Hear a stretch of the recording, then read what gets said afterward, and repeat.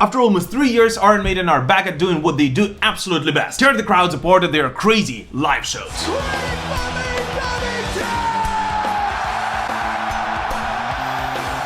So first of all, let's take a look at what the boys have prepared for us on their renewed Legacy of the Beast tour, shed some tears of disappointment for almost 50,000 Iron Maiden fans, and then discuss some of the craziest and the most unexpected choices Iron Maiden have made while preparing for this tour. Here you go. By the way, as always, please do not hesitate to comment on anything you hear or see in this video, and especially if you disagree with me, because the whole point of our Up the Iron series is, of course, to start a conversation. But alright, let's do it. Since Iron Maiden performed on stage last time, a lot has happened in the world, including, of course, the release of their latest studio album, Senjutsu. So I believe it was rather expected by most Iron Maiden fans that the boys will include at least some songs from this record on the setlist.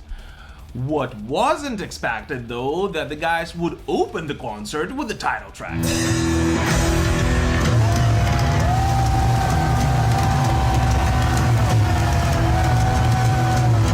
When I was reviewing Senjutsu back almost a year ago, I actually said that although the title track is not really my favorite song on the record, it might be one of the most definitive ones on the album, set in the right mood from the very beginning. And so it seems like on this leg of the Legacy of the Beast tour, the guys are doing exactly the same thing, with Senjutsu being the opening track, making you understand from the very beginning that the setlist on these shows will not be full of bangers, but will be rather reflective and a more mature one. The guys actually perform all 3 of the songs from the new album right at the beginning of the show, as almost if they are thinking to themselves like, okay, we have to do it, we have to play the songs from the new record, and then we can finally go to the classics.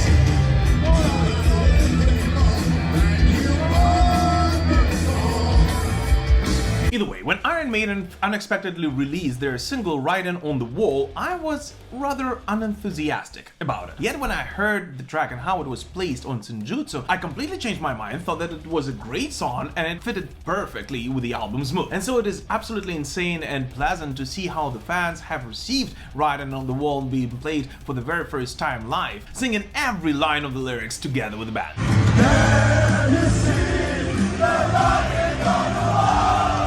And by the way, I'm not the only one who thinks that, because according to Bruce Dickinson himself, the way the fans received the Senjutsu songs, and especially Writing on the Wall, was one of the highlights for him personally. Writing on the Wall has got everybody completely freaked out, you know, because as soon as everybody just went writing on, we went, oh my god. Yet playing the songs from Senjutsu is not the only legacy from the latest studio album on this tour. Unlike in the previous Iron Maiden shows, we now have 2 Eddies walking on stage. And I guess technically we could have guessed it from the tour posters. But still, for the very first time, one of them, the Senjutsu Eddie, is coming out on stage right at the very beginning of the concert.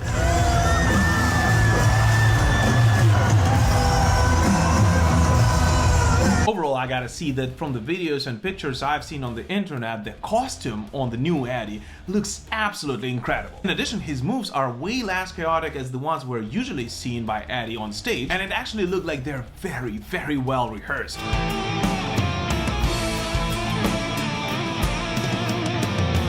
Unlike on most of the previous shows, neither Bruce nor any other band member actually fights with Senjutsu Eddie, yet Iron Maiden vocalist still gets to do that, of course, later on in the setlist, when the classic Trooper Eddie comes out on stage.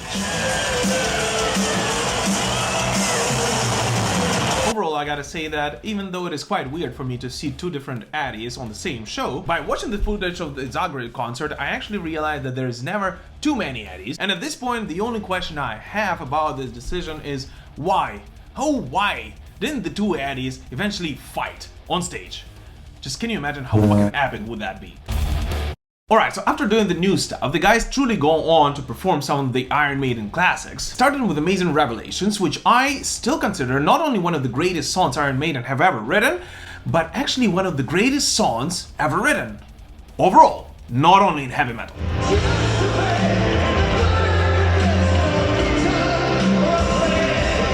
After which, on the first 3 shows, for the very first time, Bruce actually verbally interacts with the crowd. Which, please correct me if you visited one of those shows, because I'm only watching the footage at this point. But it looks like on the shows in Zagreb and Bucharest, Bruce would go on and talk about how the last years on this earth been the most up we've ever seen. And then in a nutshell saying that Iron Maiden is back to make it all right and that we are all brother and sisters in Iron Maiden. Doesn't matter where you're from, doesn't matter what colour, what country, what religion, what creed, we don't give a fuck. You are the brothers of Iron Maiden. But either way, some of the most unexpected choices for me personally on the set list would be the songs Sign of the Cross and The Klansman. The 2 songs from the Blaze Bayley era, which although I love, actually replace some of the most classic Iron Maiden tunes written back in the 80s. By the way, today on the 29th of May is actually Blaze Bayley's 59th birthday. Hello, I am Blaze Bayley. So on behalf of all Iron Maiden fans, happy birthday, Blaze. Well, let's have a party. And what also is today is the day when I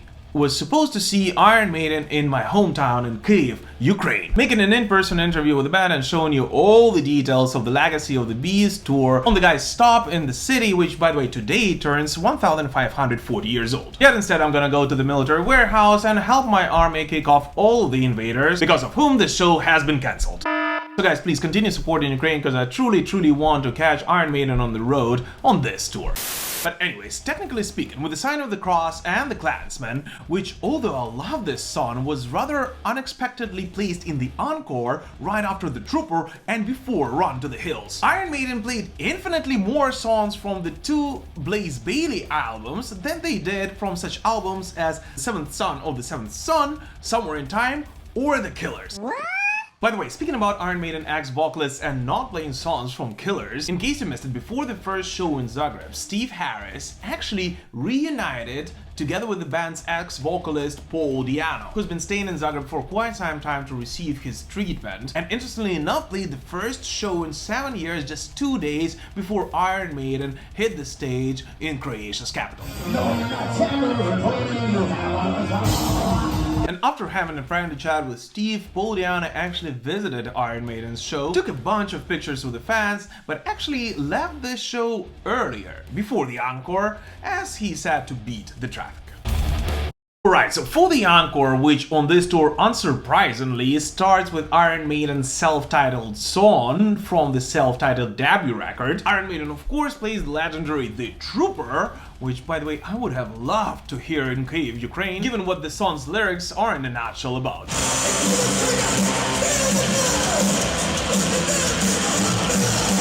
Going into once again a very unexpectedly chosen The Klansman, which although I still don't exactly understand how it's placed right there, has one of the most epic sing-along choruses Iron Maiden have ever written.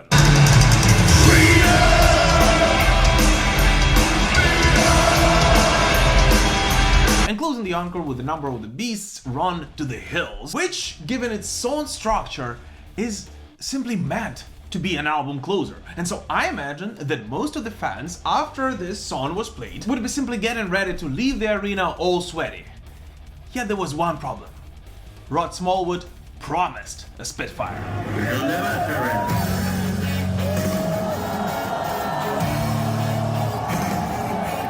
And so yes, for the very first time ever on this tour, Iron Maiden plays the Churchill Speech and Aces High, a song which is meant to be an concert opener, or at least an encore opener, as a closer. And while I personally love this choice, and I always thought that such bangers as Aces High are perfect for epic concert closers, I simply cannot imagine how freaking hard it might be for Bruce, after all he went through in the past couple of years, to hit all those notes on the legendary Aces High after running around the stage, fighting Eddie, and screaming at the crowd for the past 2 hours.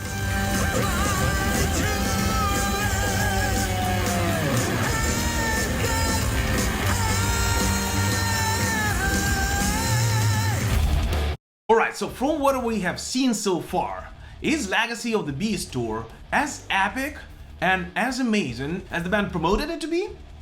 Absolutely yes. By the way, since I'm sadly not attending these shows, I feel like I don't have the right to describe the production of the stage, and you can of course judge it for yourself from the videos, yet from what I have seen, it looks epic. With one of the coolest new additions, of course, being Nico's new drum set, which was made absolutely from scratch for Nico for this tour and features a lot of symbolic imagery on it. I like to represent the different eddies in the realm. Except for this drum, you know, because I'm a born-again Christian, I thought I'd always like to put a cross on my 6-inch drum. And still, given everything I've seen so far, including a very, very strange and unexpected set list for this tour, I would absolutely love to see the boys on stage on Legacy of the Beast in 2022. So if you have a chance, please do not hesitate and go and see them live. And I hope so much that Ukraine will win this war very soon and that I will be able to travel and catch the Legacy of the Beast tour, at least in the United States. Yet what would be best is for Iron Maiden to come and play in Kyiv, Ukraine, and for all those 50,000 Iron Maiden maniacs who had the tickets to the original show in my hometown to see the guys over here. We guarantee them a very warm welcome. But anyways, do you guys plan to see Iron Maiden on the Legacy of the Beast tour? And if so, where and when? Please let us know in the comments, as well as what you personally think about the set list on this tour. Do you love it or do you hate it? As always, thank you so much for watching this short video, and we will prevail. Slava Ukraini!